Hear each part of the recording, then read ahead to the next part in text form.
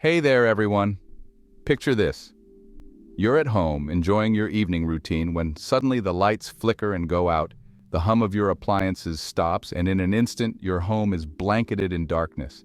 That sense of disorientation hits and you realize you've just lost power. A blackout, whether it's caused by a storm, an overloaded grid, or a random infrastructure failure, can happen to any of us. The first 24 hours without electricity can feel like a complete upheaval of normal life, but it doesn't have to unravel into chaos. I'm here to walk you through what to do in those early, critical moments of a blackout. We'll talk about everything from safety checks to making sure your perishable foods last as long as possible, from keeping morale high to ensuring you have the right tools on hand. And before we dive into all that, I want to ask you to stick around for the entire video and also check out the tag products listed here. These are my top recommendations for dealing with outages, from easy-to-use power banks to versatile cooking gear, and every item is something that can help you navigate a blackout more comfortably. And of course, if you find this guide valuable, please consider subscribing to the channel so you never miss any future updates on emergency preparedness. Let's get started. Let's begin with what's truly most important: safety. The moment the power goes out, it's natural to freeze and wonder whether this is a simple neighborhood outage or something larger. But rather than scramble without direction, take a few seconds to do a clear-headed assessment of your immediate surroundings. Think about whether you heard any loud electrical pops or saw any sparks before the power failure. Notice if there's a burning smell or any signs of fire around outlets. If something seems off, like electrical odor or visible damage to wiring, don't go flipping switches or plugging in devices. You don't want to make the situation worse by causing a surge or igniting something. If you rely on natural gas, check for leaks. That distinct rotten egg smell could mean trouble. If you pick up even a faint whiff, head outdoors right away. Call the gas company or emergency services, and absolutely do not use open flames or flip any switches in your home. A spark could lead to a dangerous explosion. It's rare, but definitely worth being cautious. In addition, if you have older wiring, a storm, or a partial power outage in certain rooms, you'll want to confirm that no circuits have partially failed, or that you haven't got damage outside, such as a downed line nearby. Once you've assessed for any imminent danger, check on the people around you, especially children, the elderly, or those with certain medical conditions. If someone relies on an oxygen machine, for example, you'll need a battery backup plan for it right away. Gather your flashlights, phones, radios, and any first aid essentials in a central spot. This simple act of pulling everything together might sound trivial, but in a blackout, every minute of preparedness can protect you if the situation escalates. When the power goes out, it's not just lights and appliances that go dark. A blackout sometimes leads to cell towers being overloaded or certain landline systems going down if they rely on electrical infrastructure. You can't depend on normal communication channels with absolute certainty, but your phone is still a key asset. If you have enough battery left on your device, switching to low power mode immediately helps you preserve it. Also, close any apps running in the background. Apps that ping notifications all day are sneaky battery drainers. If you can, text instead of call. Text messages generally use less power and can squeeze through when the network is congested. And if you have a car, you can charge your phone with a car charger. But only do that in a well-ventilated area and be mindful of your car battery. You don't want to trade one powerless situation for another by draining your vehicle's battery. A battery-powered or hand-crank radio might be a game changer. In an extended outage, local radio stations often issue updates on the cause of the blackout, any local hazards, and shelter locations if it's serious.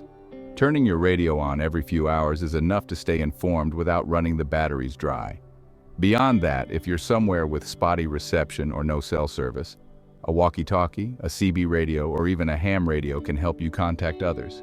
And never underestimate the power of simply stepping outside and checking in with neighbors. Even a quick word about who has a generator and who might need help can strengthen everyone's response. The human factor is huge.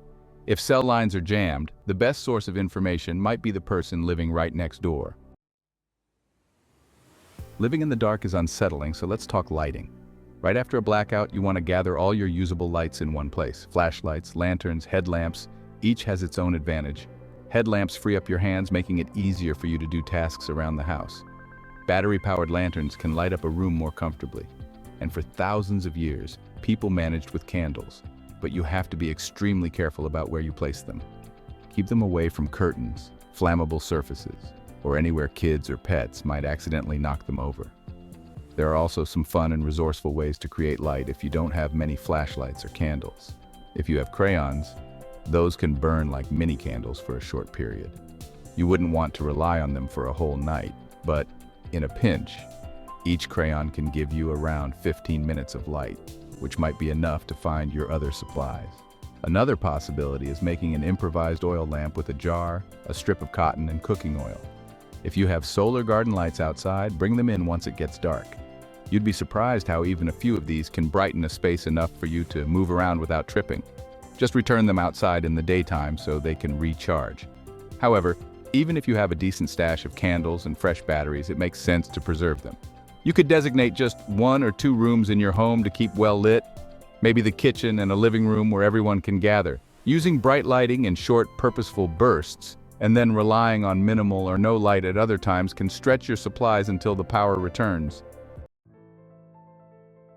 One of the biggest headaches in a blackout is the looming dread that everything in your fridge and freezer is going to spoil. But a little strategy goes a long way. The first tip is simple. Keep those doors shut as much as possible. When the fridge stays closed, the internal temperature can remain low for several hours.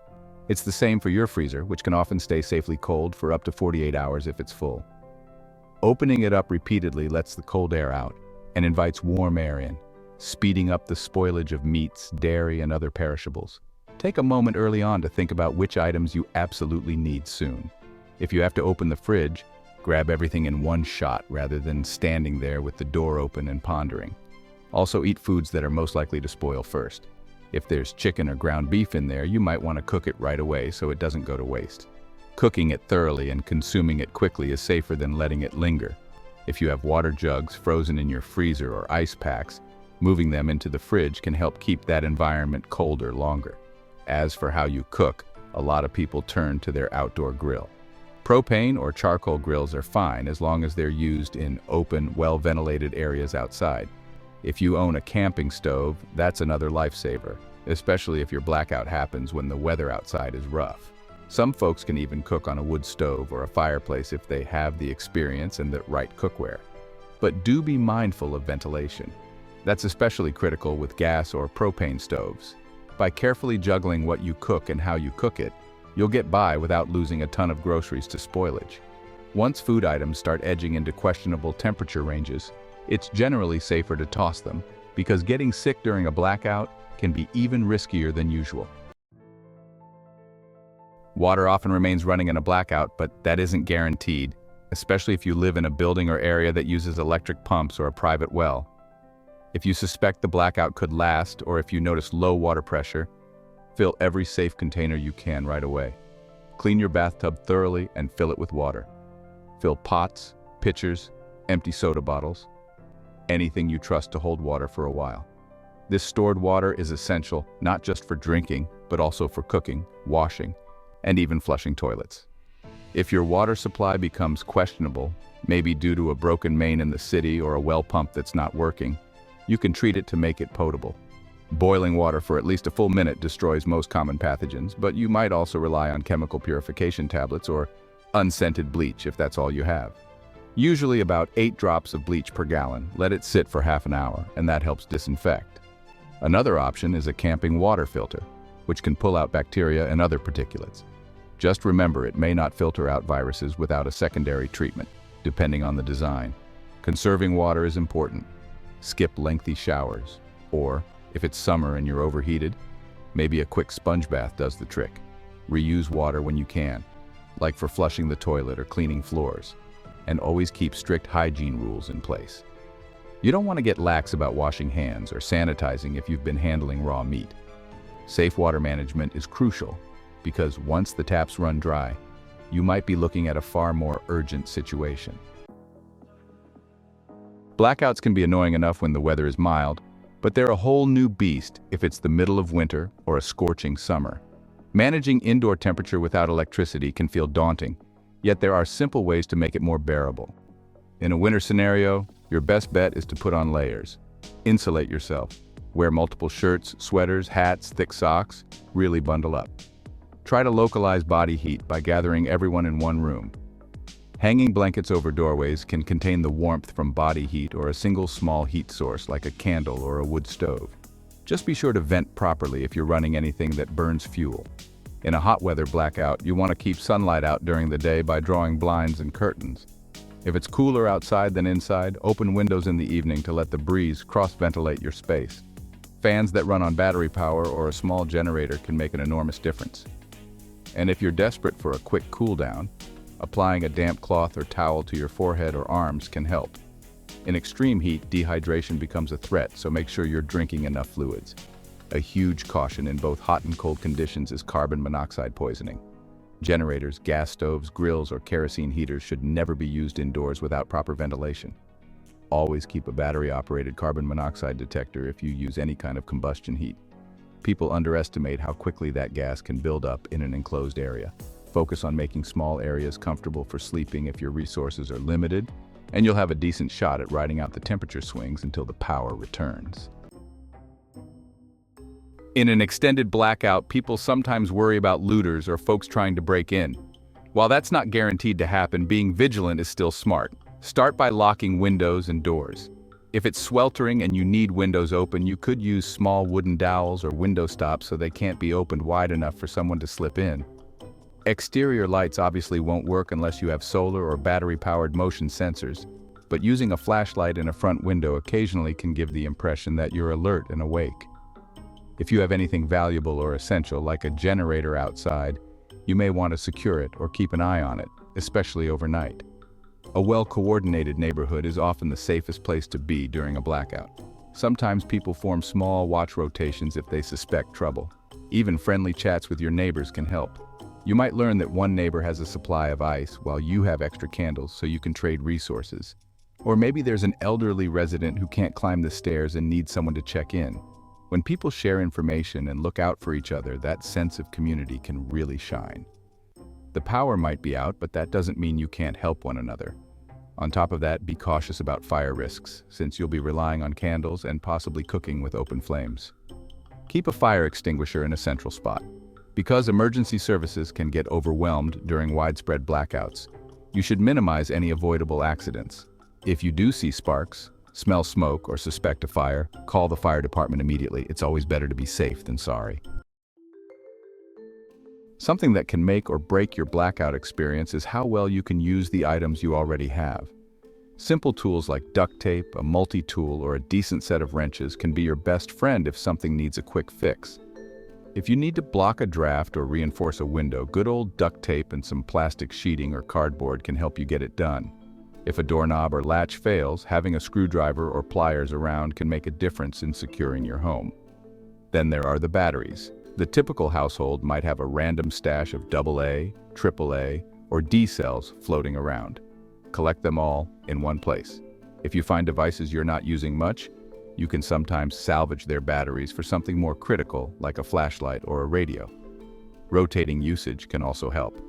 If you have a battery-powered fan, you might run it for a short burst of time to cool a room, then switch off and rely on the flashlight at night. It's all about stretching what's available. If you own a generator, know its capacity and never overload it. Keep it outdoors to avoid carbon monoxide buildup. If a generator isn't part of your arsenal, consider a smaller power bank or portable power station that can keep your phone and a few small devices running. Some of these can be recharged with a foldable solar panel if you have enough sunlight. Although it might not power your fridge, it can keep communication devices and maybe a small laptop alive. In all these cases, label things and maintain an inventory so you're not rummaging around when you need something in a hurry. Even if you lose lights, you don't have to lose your important files, photos, or crucial data. The best time to protect electronic devices is actually before the lights go out. But if you're caught off guard, you can still act quickly. Unplug major electronics and appliances so they won't suffer damage when the power surges back on. If you own an uninterruptible power supply, or UPS, that battery backup can safeguard your computer long enough for you to properly shut it down. Storing a copy of important files on a flash drive or external hard drive is wise, as is uploading to cloud storage if your mobile connection still works. That way, if there's a damaging spike or your computer refuses to boot later, your documents are safe. Phones and tablets should be treated like gold. Try not to run them down to zero. Keep them at a moderate charge. If you can recharge them using a car charger, that's great, but be strategic about it because you do need your car battery to stay healthy for actual transportation. This is also a good reminder to keep hard copies of critical papers. Things like insurance documents, medical details, contact numbers, maybe a printed map if you typically rely on GPS. Technology is incredible when it's powered, but it can't save you from everything once the battery icons start flashing. A little analog backup can go a long way during a blackout. One aspect people often underestimate is morale. Sitting in a dark, silent house can be unnerving, even for adults. Kids might be scared, bored, or both.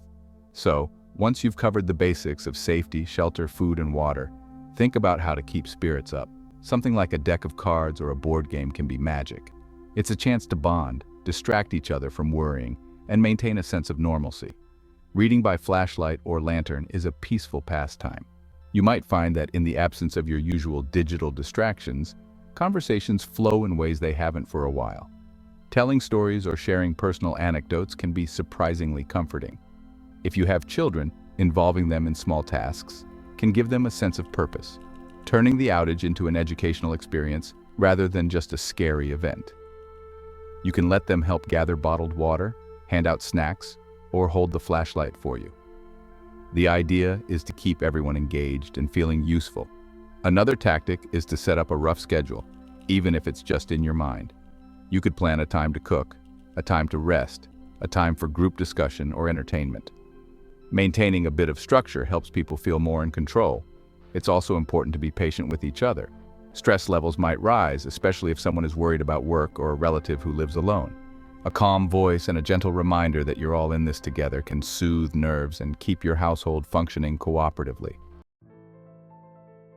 In many cases, power comes back within a few hours or overnight. But some blackouts stretch to days or even weeks, especially if the grid was seriously damaged by a storm. If it's nearing the 24-hour mark and you see no sign of electricity returning, it's time to think bigger. Take stock of how much food, water, and fuel you have left.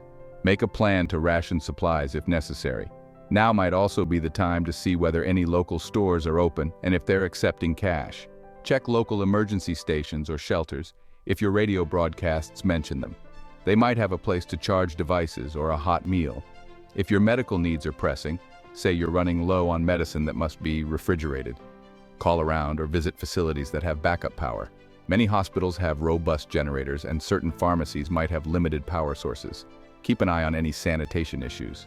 If toilets aren't flushing because the water is off, or if the sewer system is failing in your area, you might need a safe system for waste disposal, like lining a bucket with a heavy-duty plastic bag and using cat litter or sawdust to help with odor control. It's not glamorous, but it's far better than letting waste pile up. If you suspect major damage in your neighborhood, coordinate with neighbors about how to handle large-scale issues. Do they need help removing a fallen branch? Are roads blocked by debris? Working together can keep your community safer. The longer you plan ahead, the better your chances of riding it out with minimal risk to health and property. Every blackout is a learning experience. Once you're past the initial emergency stage, it's useful to jot down notes about what worked well and what you were missing. Did you realize you needed more than one flashlight? Did your battery supply run out faster than expected? Maybe you discovered that you didn't have enough quick, easy-to-cook foods that don't rely on refrigeration. This feedback loop can guide you to build a more robust emergency kit. That kit might include bigger water storage containers, shelf-stable meals, a better variety of batteries, or even rechargeable solar-powered options, a first aid kit that's fully stocked, a portable stove with multiple fuel canisters, and a battery or hand crank radio. You might upgrade your insulation or buy some thermal curtains so your house retains heat better in winter. If you're in an area prone to outages, a generator or a portable power station can be a game changer. But even smaller improvements, like the right clothing for cold weather or a better supply of candles, can make a massive difference. While you're at it, consider how you might coordinate with friends or relatives. If they live nearby, could you share resources or meet somewhere with stable power? Maybe you can talk to your neighbors about forming a phone tree or group chat specifically for emergencies. The point is, you want to come out of a blackout better prepared for the next one, so it's less stressful and you have more confidence in dealing with it. We've covered a ton of ground, from the split-second safety checks you need to run when the lights first cut out all the way to coping strategies if that outage drags on for days. Blackouts can happen at any time, but by planning ahead and knowing how to respond, you'll turn an unnerving situation into something far more manageable.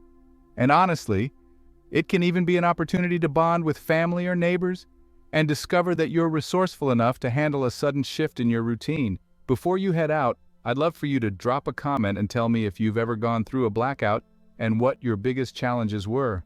Don't forget to subscribe if you haven't already, because I'll be posting more videos on in-depth survival tips, resource hacks, and other emergency prep strategies. And please check out the tagged products listed here. I've curated them based on my personal experience of what truly works when the power is down. Whether it's a reliable power bank, the best flashlights, or easy-to-store food kits. Thanks so much for spending this time with me. Stay safe, stay calm, and remember, a little knowledge and readiness can get you through those dark moments. I'll see you next time.